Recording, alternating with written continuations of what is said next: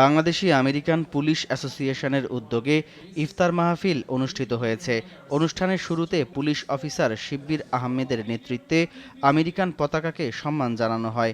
Bangladeshi American police অ্যাসোসিয়েশনের সভাপতি এরশাদ সিদ্দিকীর সভাপতিত্বে ইফতার মাহফিলে বক্তব্য রাখেন নিউ ইয়র্ক সিটি মেয়র অফিসের chief administrative officer Mir Bashar, Bangladeshi American police অ্যাসোসিয়েশনের সহসভাপতি ক্যাপ্টেন আলম, ৪৩ প্রিসেন্টের ইন্সপেক্টর মায়া, সাবেক নিউ ইয়র্ক পুলিশের ডিটেকটিভ মাসুদ রহমান ও খতিব মোহাম্মদ সাইফুল আজম আল আজহারি।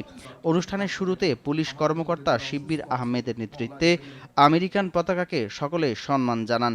এবছর প্রথমবারের মতো বাংলাদেশি কমিউনিটিকে নিয়ে ইফতারের আয়োজন করল বাংলাদেশি আমেরিকান পুলিশ অ্যাসোসিয়েশন। পরে দেশ ও জাতির মঙ্গল কামনায় দোয়া ও মোনাজাত করা হয়। অ্যাপ্রিশিয়েট করার জন্য যে আমাদের কমিউনিটি লিডাররা বিভিন্ন সময় আমাদেরকে হেল্প করে, আমরা তাদেরকে হেল্প করি, আমরা একসাথে সবাই মিলে আজকে ইফতার করব। সামদানি প্রত্যয়, আর টিভি।